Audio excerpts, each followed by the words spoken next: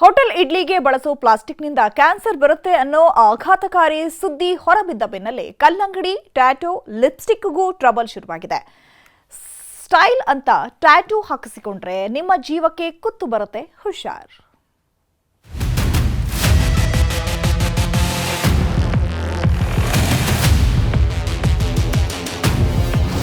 ರಸ್ತೆ ಬದಿಗಳಲ್ಲಿ ಸಿಗೋ ಫುಡ್ಗಳ ಮೇಲೆ ಆರೋಗ್ಯ ಇಲಾಖೆ ಬ್ರಹ್ಮಾಸ್ತ್ರ ಪ್ರಯೋಗಿಸುತ್ತಿದೆ.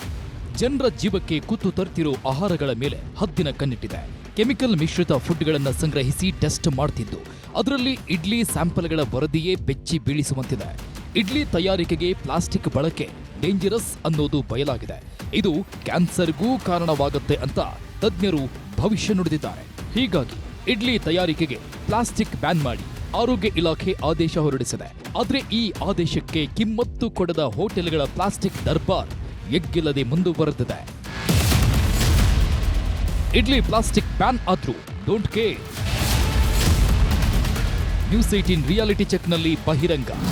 ಇಡ್ಲಿಗೆ ಬಳಸೋ ಪ್ಲಾಸ್ಟಿಕ್ ಕವರ್ ಬ್ಯಾನ್ ಮಾಡ್ತಾ ಇದ್ದಂತೆ ಇದು ಎಷ್ಟರ ಮಟ್ಟಿಗೆ ಪಾಲನೆ ಆಗ್ತಿದೆ ಅನ್ನೋ ಪ್ರಶ್ನೆ ಮೂಡಿತ್ತು. ಹೀಗಾಗಿ ಗ್ರೌಂಡಿಗಿಳಿದ ನ್ಯೂಸ್ 18 ಮೆಗಾ ರಿಯಾಲಿಟಿ ಚೆಕ್ ನಡೆಸಿದೆ. ಈ ವೇಳೆ ಆರೋಗ್ಯ ಇಲಾಖೆ ಮಾಡಿದ ಆದೇಶಕ್ಕೆ ಕಿಂಚಿತ್ತೂ ಕಿಮ್ಮತ್ತು ಕೊಡ್ತಿಲ್ಲ ಅನ್ನೋದು ಬಯಲಾಗಿದೆ. ಪ್ಲಾಸ್ಟಿಕ್ ಕವರ್ ಬ್ಯಾನ್ ಮಾಡಿದ್ರೂ ಹೋಟೆಲ್ಗಳಲ್ಲಿ ಬಳಕೆ ಮಾಡ್ತಿರೋದು ಪತ್ತೆಯಾಗಿದೆ. ಇಡ್ಲಿಗಳ ತಯಾರಿಕೆಯಲ್ಲಿ ಪ್ಲಾಸ್ಟಿಕ್ ಕವರ್ಗಳನ್ನ ಬಳಕೆ ಮಾಡಬಾರ್ದು ಅನ್ನುವಂಥದ್ದನ್ನ ಹೇಳಿದರೆ, ಇಡ್ಲಿ ತಯಾರಿಕೆ ಮಾಡ್ತಿದ್ದಾರೆ. ಇಲ್ಲಿ ನೋಡ್ತಿದ್ದೀರಾ, ಪ್ಲಾಸ್ಟಿಕ್ ಇದೆ. ಇಲ್ಲೂ ಕೂಡ ಇಡ್ಲಿ ಒಂದು ತಯಾರು ಮಾಡುವಂತಹ ಒಂದು ಇದರಲ್ಲಿ ಬೆಂಗಳೂರಲ್ಲಿ ಆಪರೇಷನ್ ಇಡ್ಲಿ. ಪ್ಲಾಸ್ಟಿಕ್ ಕವರ್ ಬಳಕೆದಾರರಿಗೆ ದಂಡ.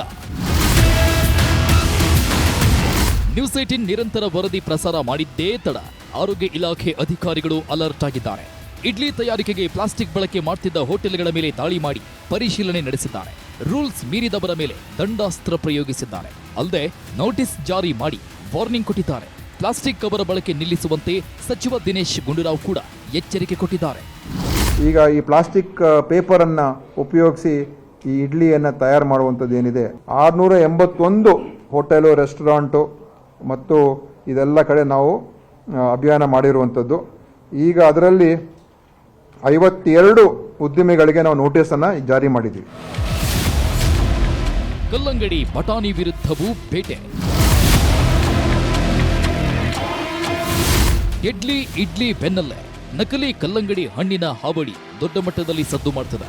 ಕಲ್ಲಂಗಡಿಗೆ ಕೃತಕ ಬಣ್ಣ ಹಾಗೂ ರಾಸಾಯನಿಕ ವಸ್ತು ಬಳಸಿ ಆಕರ್ಷಣೀಯವಾಗಿ ಕಾಣುವಂತೆ ಮಾಡಲಾಗ್ತದೆ. ಇಂತಹ ಕಲ್ಲಂಗಡಿ ಹಣ್ಣು ಸೇವಿಸೋದ್ರಿಂದ ಆರೋಗ್ಯದ ಮೇಲೆ ವ್ಯತಿರಿಕ್ತ ಪರಿಣಾಮ ಬೀರಲಿದೆಯಂತೆ. ಹೀಗಾಗಿ ಕಲ್ಲಂಗಡಿಗೆ ಬಳಸೋ ಕಲರ್ ಪ್ಯಾನ್ಗೂ ಚಿಂತನೆ ನಡೆಸಿದೆ.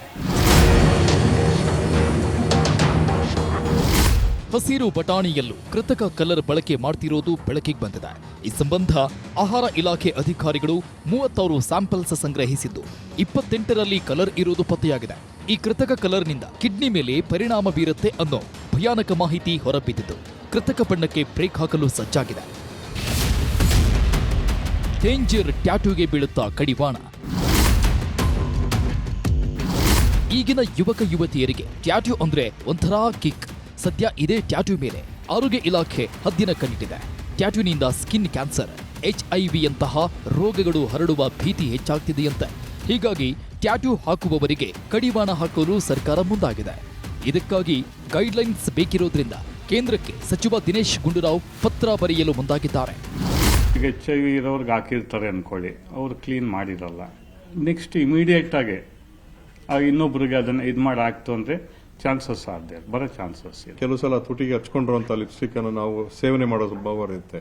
ಅದು ಸೇವನೆ ಆದಾಗ ಅದು ಹಲವಾರು ವಸ್ತುಗಳು ಕ್ಯಾನ್ಸರ್ ಮಾಡುವಂಥ ಒಂದು ಪ್ರಮೇಯ ಕೂಡ ಇರುತ್ತೆ. ಈ ತರ ಹಣ್ಣಿನ ಸೇವನೆಯಿಂದ ಹೆಚ್ಚು ಸೇವನೆಯಿಂದ ಖಂಡಿತವಾಗಿಯೂ ದೇಹದ ಮೇಲೆ ದುಷ್ಪರಿಣಾಮ ಇದ್ದೇ ಇರುತ್ತೆ.